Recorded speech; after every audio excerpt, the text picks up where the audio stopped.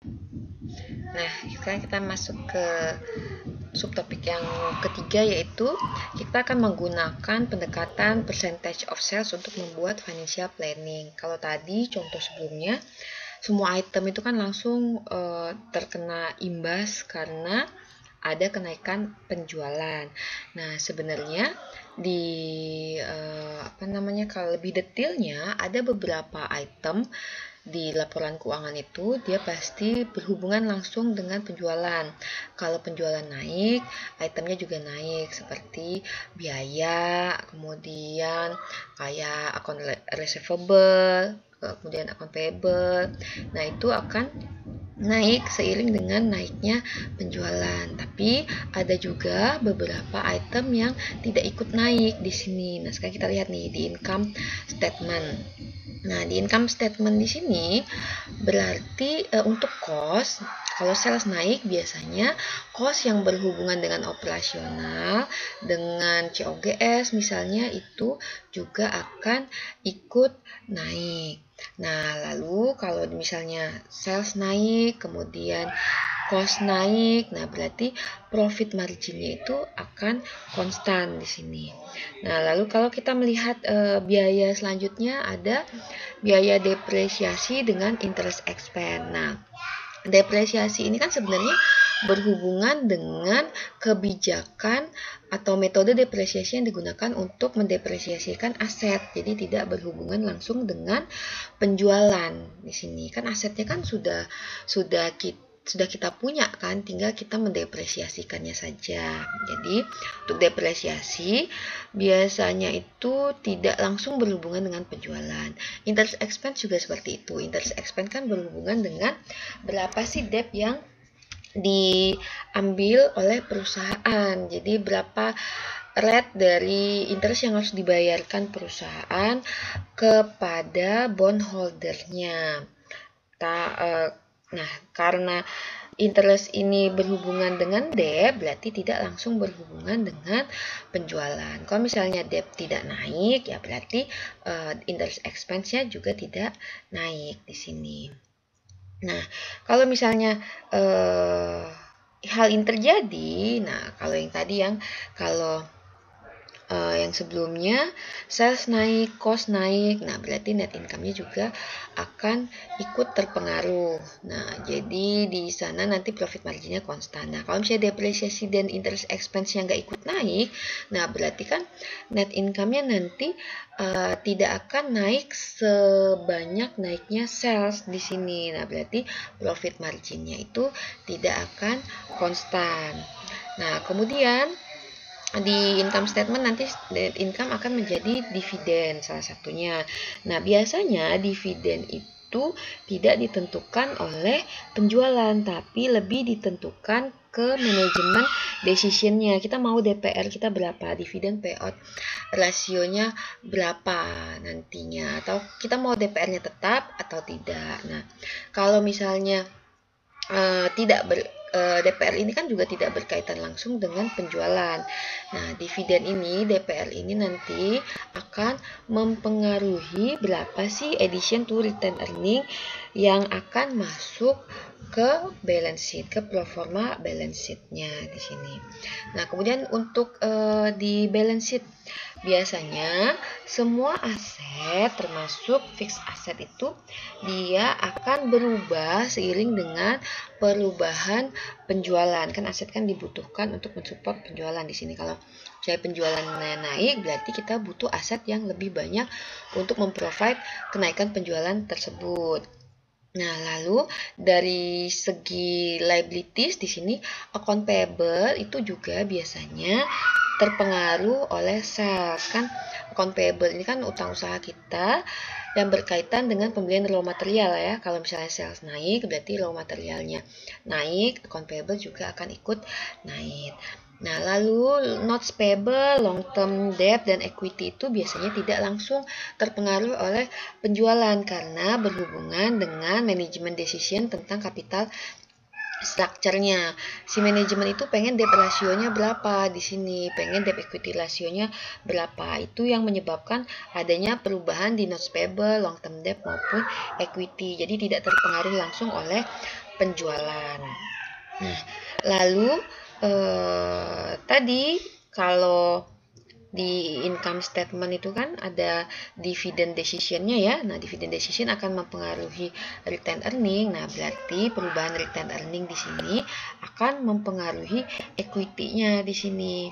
Nah, di balance sheet ini berarti di sisi equity pun tidak langsung berpengaruh kepada sales, tapi berpengaruh terhadap retained earning. Retained earning dipengaruhi oleh dividen decision dipengaruhi oleh manajemen decision di sini. Jadi ada beberapa item yang langsung terpengaruh oleh kenaikan penjualan, ada beberapa item lagi yang tidak langsung terpengaruh, tapi nanti akhirnya terpengaruh, tapi pengaruhnya mungkin tidak sama persis. Misalnya kalau growth 20%, dia mungkin akan naik tidak persis 20%, atau mungkin malah akan turun, tergantung bagaimana kebijakan perusahaan. Nah, kalau untuk contoh sebelumnya itu hanya kan ada plug variabelnya ya untuk membalancekan antara sisi aset dan sisi debt plus equity-nya. Nah, di sini juga kita akan menggunakan plug variabel tersebut. Nah, masuk ke contoh soal di sini. Di sini ada Rosengarten Corporation income statement-nya. Kemudian ada juga baru income statement ya. Ini sales-nya 1000, cost-nya 833. Taxable income-nya berarti 1000 kurang 833 yaitu 167. Lalu tax-nya 35, 20% kali 167. Nah, berarti net income-nya adalah 167 kurang 35 yaitu 132. Lalu ternyata yang menjadi dividen 44 dan yang menjadi addition to retained earning sisanya ya 132 kurang 44 yaitu 88. Berarti dari laporan keuangan ini historicalnya kita bisa tahu tuh bahwa dividen payout rasionya adalah 44 dibagi 132 yaitu sepertiga di sini. Kemudian retention ratio atau nama lainnya adalah plowback ratio. Plowback ratio ini adalah return earning dibagi dengan net income-nya, yaitu 88 bagi 132 sama dengan 2/3, atau bisa juga dicari dengan rumus lain nih. Retention ratio atau plowback ratio itu adalah 1 dikurangi dividend payout ratio, sama aja ya. Kalau ini dijabarkan kan 1 dikurangi dividen dibagi net income. Kemudian kita ubah 1 ini menjadi net income, berarti net income dikurangi dividen dibagi net income. Net income kurang dividen sama dengan return earning. Nah, sama aja, balik lagi rumusnya ke yang di atas ini, return earning dibagi dengan net income. Atau 1 dikurangi dividen payout ratio, 1 dikurang 1/3 sama dengan 2/3. Nah, sekarang kita diminta untuk membuat proforma income statement-nya. Kita asumsikan sales-nya itu meningkat 25%. Nah, lalu kita juga untuk projected dividends-nya kita gunakanlah dividen payout ratio yang sebelumnya nih, menggunakan sepertiga ya. Di sini kan ini kan sepertiga nih. Sebelumnya nyampe ke sini kita bikin nih proforma income statement-nya. Sales-nya itu tumbuh 25%. Nah, karena menggunakan percentage of sales, nah kita cek dulu nih. Cost kita itu dia berapa persen dari sales. Nah, di sini ya 833 dibagi 1000 yaitu 83,3% dari salesnya. Nah, salesnya naik dari 1000 menjadi 1250 yaitu 1000 dikali 1 plus 25%, 1250. Cost-nya kan 83,3% dari sales ya, berarti 83,3% dikali 1250 yaitu 1041. Sehingga taxable income-nya adalah 1250 kurangi 1041 yaitu 209. Tax 21% dikali 209 yaitu 44. Sehingga net income-nya adalah 209 kurang 44 sama dengan 165. Dari sini kita lihat nih yang menjadi dividen berapa, yang menjadi addition to return earning berapa, projected-nya ya. Karena ini kan proforma income statement. Jadi projected dividend kita gunakan dividen payout ratio sebelumnya. Sepertiga dikali 165 yaitu 55. Projected addition to return earning-nya boleh 165 kurang 55 menjadi 110 atau boleh menggunakan plowback ratio sebelumnya. 2/3 dikali 165 sama dengan 110. Nah, setelah income statement kita lanjut ke balance sheet-nya. Nah, ini ya balance sheet yang sudah ada historicalnya. Di sini kita lihat dari sisi asetnya terlebih dahulu nih. Current asset terdiri dari cash, account receivable, inventory, fixed asset. Nah, di sini karena kita menggunakan pendekatannya itu percentage of sales dan seluruh aset itu biasanya terpengaruh oleh kenaikan sales, kita lihat dulu nih cash-nya itu berapa persen dari sales. Berarti 160 dibagi 1000 menjadi 16%. Ini juga 440 bagi 1000, 44%. 600 bagi 1000 sama dengan 60%. 1800 bagi 1000, 180%, dan seterusnya. Nah, kemudian sisi liabilities dan owners equity. Account payable itu terpengaruh oleh sales. Nah, berarti kita hitung percentage of sales-nya. 300 dibagi dengan 1000, yaitu 30%. Notes payable dan yang lainnya itu tidak langsung terpengaruh oleh sales. Makanya di sini percentage of sales-nya kita tulis NA, not available ya di sini. Nah, setelah ini setelah historical balance sheet kita diminta untuk membuat pro forma balance sheet-nya. Nah, berarti ini kita baru tuliskan partial pro forma balance sheet di sini karena nanti total liabilities dan owners equity-nya nanti nggak balance, belum balance ya, karena kita belum tambahkan plug variabelnya. Nah, sekarang kita lihat nih. Sebelumnya kan di sini ada 16% ya. Nah, karena kenaikan sales adalah 250 di sini, yaitu 25% kali 1000, kenaikannya kan 250 ya, dari 1000 menjadi 1250. Nah, berarti pas dibikin pro forma balance sheet, ininya 16% dikali 250, yaitu $40. Nah, sekarang cash-nya menjadi 160 plus 40, yaitu $200. Account receivable juga seperti itu. Kita lihat 44% dikali 250, yaitu 110. Nah, berarti asetnya itu 440 ditambah 110 menjadi 550 dan seterusnya. Nah, ini udah kita tulis pro forma asetnya, kita dapatlah total asetnya adalah 3.750. Sekarang kita masuk ke sisi liabilities dan owner equity. Nah, di sisi liabilities yang terpengaruh oleh sales itu hanya account payable. Tadi 30% ya. Berarti 30% dikali 250 yaitu 75. Sekarang account payable-nya adalah 300 plus 75 yaitu 375. Notes payable dan yang lainnya itu tidak terpengaruh oleh sales, makanya di sini change-nya 0. Di sini juga 0. Nah, untuk return earning kita cek. Tadi ada penambahan return earning 110 ya di sini ya. 110. Nah, berarti return earningnya ada penambahan 110 dari 1000 menjadi 1110. Lalu kita jumlahkan di sini. Ternyata total liabilities dan owners equity-nya menjadi 3.185. Sementara total asetnya 3.750. Berarti ada selisih. Selisihnya berapa? Selisihnya adalah 3.750 dikurangi 3.185 yaitu 565. Atau bisa juga dicari dengan cara ini change di aset berapa? 750. Change di liabilities dan owners equity berapa? 185. Jumlahnya sama 565. Berarti apa nih? Sisi asetnya lebih banyak dibandingkan sisi liabilities dan equities. Berarti kita butuh pendanaan dari luar nih. External financing needed, pendanaan dari luar yang kita butuhkan adalah 565. Jadi kita butuh plug variabel di sini yang akan membuat total aset dan total liabilities dan owners equity-nya menjadi balance. Nah, lihat di sini ya. Perusahaan butuh menambah 565 di debt atau di equity. External financing kan bisa debt atau equity ya, untuk membalancekan balance sheet-nya sebanyak 565. Nah, pilihan plug variabelnya ada macam-macam nih di sini. Kalau di sisi liabilities berarti kita bisa menambahkan notes payable yang short term debt atau menambahkan long term debt-nya di sini.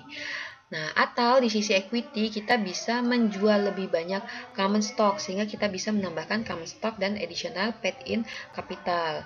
Nah, atau kita bisa menurunkan dividen payout. Nah, kalau dividen payout-nya turun, kita bisa meningkatkan addition to return earnings sehingga menaikkan equity-nya. Nah, masing-masing coba kita lihat terlebih dahulu ya. Kalau kita pilih plug variabelnya itu adalah membeli meminjam short term debt dan long term debt, misalnya untuk plug variabel yang pertama di sini kita meminjam lebih banyak short term maupun long term. Jadi kalau dilihat di sini yang tadi ya, untuk yang notes payable-nya kan 300 ya di sini. Kita lihat di sini nih. Nah, 100 ya sebelumnya. 100 nih sebelumnya. Kita mau nambahin notes payable-nya di sini. Nah, kita bisa tambahkannya itu berapa di sini. Nah, kita lihat di sini. Mungkin perusahaan itu pengen agar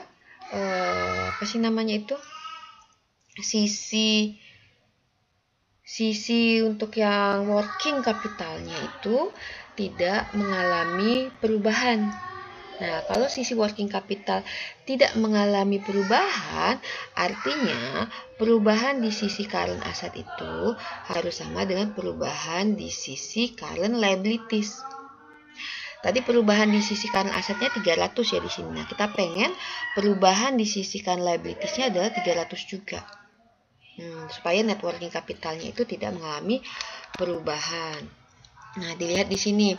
Tadi account payable-nya kan naik 75 nih. Nah, supaya di sini 300 berarti notes payable-nya menjadi 300 kurang 75, yaitu perubahan notes payable-nya adalah 225. Notes payable sebelumnya adalah 100 ditambah 225 menjadi 325. Sekarang totalnya adalah 375 plus 325 sama dengan 700. Nah, lalu sekarang kita cek lagi, kan di sini tidak untuk equity tidak mengalami perubahan ya, tetap di 800 dan 1110 sehingga total equity-nya adalah 1910 di sini. Nah, kita pengen nih supaya kan balance nih 3750 nih dengan sisi aset ini, berarti 3750 dikurangi 1910 menjadi 1140. Nah, untuk 3750 dikurangi 1910. Nah, itu berapa tuh? Nah, barulah nanti sisi long term debt-nya digunakan untuk membalancekan sisi liabilities dan owner's equity. Atau bisa juga kita lihat di change-nya di sini nih. Tadi kan kita butuh external financing needed-nya kan 565 nih tadi. 565, 225-nya sudah dipenuhi oleh notes payable. Berarti sisanya berapa? Sisanya kita butuh 340 di sini nih, 340. Nah, berarti sekarang long term debt-nya dari yang sebelumnya 800 ditambah 340 menjadi 1140. Nah, sekarang barulah total asetnya balance dengan total liabilities dan owner's equity 3750. Jadi 700 tambah 1140 tambah 1910 sama dengan 3750. Change di aset juga akan sama dengan change di sisi liabilities dan owner's equity di sini, yaitu 750. Jadi dipenuhi oleh sebagian notes payable 225 dan dipenuhi oleh sebagian long term debt 340. Totalnya adalah sebesar external financing needed-nya yaitu 565 tadi. Nah, ini kalau misalnya kita menggunakan plug variabelnya adalah dari segi liabilities. Nah, kalau misalnya plug variabelnya nanti kita mau gunakan untuk equity juga bisa. Nanti ada di contoh soal berikutnya di comprehensive problem ya di akhir chapter ini nanti. Nah, tadi kita memprediksi kalau salesnya naik, aset juga akan ikut naik kan. Nah, Kenapa aset naik? Karena aset sudah beroperasi di full kapasitinya, di 100% kapasitasnya. Jadi kalau misalnya ada kenaikan sales, pastinya aset juga harus ikut naik untuk mensupport salesnya. Nah, bagaimana kasusnya? Kalau misalnya sebenarnya sekarang itu mesin yang ada sekarang itu atau aset yang ada sekarang itu sebenarnya belum beroperasi pada tingkat full capacity di sini. Nah, kita masuklah ke sub yang pembahasan berikutnya, yaitu bagaimana kalau misalnya aset itu akan beroperasi asetnya itu yang sekarang itu beroperasi less than full capacity. Kita akan masuk ke video selanjutnya.